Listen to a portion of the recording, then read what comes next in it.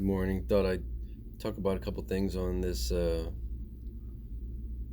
guess, decently beautiful hump day.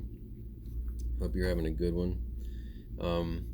So at the RNC convention, Mike Pompeo talked about how tough Donald Trump is on international issues and how ISIS no longer exists and et cetera, et cetera, et cetera. So I thought I'd bring up a couple things here.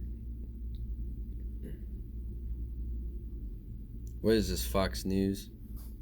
This is on the right. I thought ISIS didn't exist. Okay, let's read this.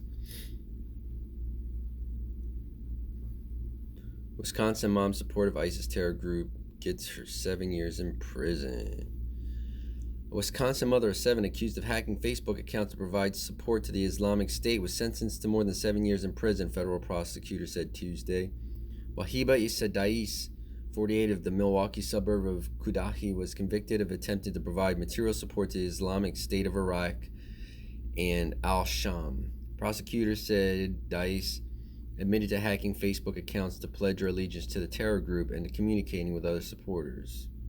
Okay. Well, that's interesting. But wait, maybe that didn't happen not too long ago. Let's look at this one. U.S. to probe Pakistani's ISIS terrorists in Syria, or is that Pax? In Syria may complicate Imran Khan woes. The United States has started an investigation into the role of Pakistanis in the Islamic State movement in Syria, complicating the situation for Prime Minister Imran Khan, who is still to emerge from Tuesday's setback to his attempt to get two critical FATF-linked legislations enacted, people familiar with the matter said. The U.S.-backed and predominantly Kurd Syrian Democratic Forces have shared a list of 29 Pakistanis, among others, who are in their custody for fighting for the Islamic State, the ultra-conservative, radical Sunni movement that swept Iraq, Syria in the past decade.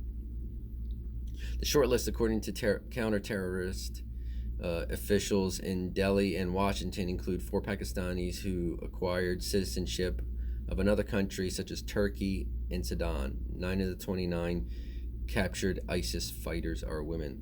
Okay, so it's a good thing that the Kurds are still,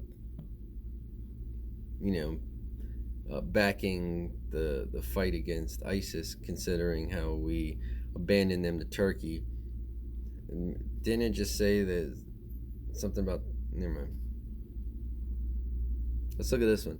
ISIS has 10,000 members and has bolstered propaganda efforts. Attacks during the pandemic, UN warns. Members of the Islamic State have reportedly attempted to use the coronavirus pandemic to their advantage, increasing propaganda and attacks, a United Nations counterterrorism official announced Monday. Since ISIS reportedly began to rally in Syria and Iraq this year, which we are, what's Trump's relationship with Assad of Syria, and we're pulling out of Iraq, right? Anyway, there have been an increase in threats made to conflict zones and a decrease in threats to peaceful zones experiencing coronavirus-related lockdowns and restrictions, head of the UN Office of Counterterrorism, Vladimir Voronkov, said. The coronavirus pandemic has reportedly made it difficult to continue counterterrorism operations. I guess that's a bonus. Though Voronkov said he is unsure how ISIS's recruitment and fundraising endeavors have changed under the group's new leader, Amir Mohammed Saeed Abdul Rahman al-Mawla. This pandemic environment raises several strategic and practical challenges for counterterrorism, which we discussed during the virtual counterterrorism week organized by my office last month. So, cut the head off the Hydra, 6 more are gonna sprout, right? Now we want to talk about BFFs forever, okay? Vladimir Putin. Kremlin-linked businessman Prigozhin vows to ruin Navalny. Navalny is the guy that was running against Putin and ended up being poisoned, flown to Germany where they confirmed the poison. And it's not the first person that has been poisoned by Vladimir Putin's group. I'm not on the list, okay? I'm nobody. Don't put me on that list. A Kremlin-linked businessman known as Putin's chef has vowed to financially ruin poisoned opposition leader Alexei Navalny, who is in a coma in a Berlin hospital, as Britain backs calls for an independent investigation. Yevgeny Prigozhin, whose company Concord is laid on catering at the Kremlin, said that if Navalny recovers, he'll go after him for 885,000 euros he owes in damages and strip him of his clothes and shoes. Reports have previously claimed that the chef funds Wagner, a private army of mercenaries, which he denies. Navalny, a 44-year-old lawyer and anti-corruption campaigner who is one of Putin's fiercest opponents, is being treated at Berlin's Charité Hospital after falling ill on his flight in Siberia last Thursday. Tests by German medics indicated poisoning by cholinesterase inhibitors, which are found in Novichok nerve agents. Novichok has been used previously by these people. Okay. Let me talk about the other Putin one before I discuss. I think that's. Oh yeah, here we go. Vladimir Putin is on ballot in November. Let's go to Real Clear Politics. Okay, this one's a lean right. Why your vote will count in United States and in Russia. Usually you don't go to this read full article BS. Vladimir Putin is on the ballot in November. You won't see his name or watch his ads, but make no mistake, Putin has a lot riding on this election, and he's counting on your vote.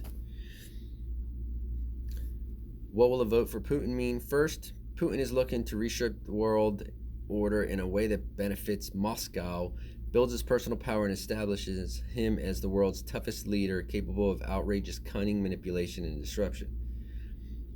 A successful outcome, meaning President Trump is reelected, means as Russia will be able to wantonly throw its weight around globally. He will assertively create unseen but ever-present fear and dependence in neighboring nations, including Belarus, Ukraine, and Baltic states and Georgia. Russia's renewed and enhanced influence will be felt in countries further away and immediately affected by America's acquiescence to Putin's newfound power. Countries such as Syria, Libya, Afghanistan, Venezuela, Nicaragua, and Cuba. This already was a watershed year for Russia's President for Life, Vladimirovich Putin, Vova for short. He consolidated his domestic power with a sneaky recent referendum that gave him both symbolic and vital constitutional changes. So, on the symbolic front, he played up family values and nationalist sentiment with laws against same-sex marriage and a codified belief in God. On the substantive side, new constitutional reforms give primacy to Russian law over international norms. One more thing, term limits changed to allow Putin the presidency through 2036. Okay? So, does this not sound familiar to you? I'm going to read that again. Okay? He consolidated his domestic power with a sneaky recent referendum that gave him both symbolic and vital constitutional changes. On the symbolic front, he played up family values and nationalist sentiment with laws against same-sex marriage and a codified belief in God. So, we don't have laws that have been pushed to outlaw same-sex marriage here, but we do have a SCOTUS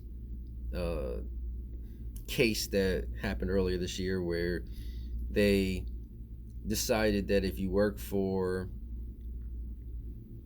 an organization, I guess, that has some kind of religious tie, they can fire you for being transsexual or having, you know, beliefs that go against their Christian values, I suppose is the best way of putting it. Okay. Um, Earlier, he also tried to make it so that transsexual people could not serve in our military. And we're talking about Donald Trump at the moment, in case I neglected to mention that. He's been highlighting family values.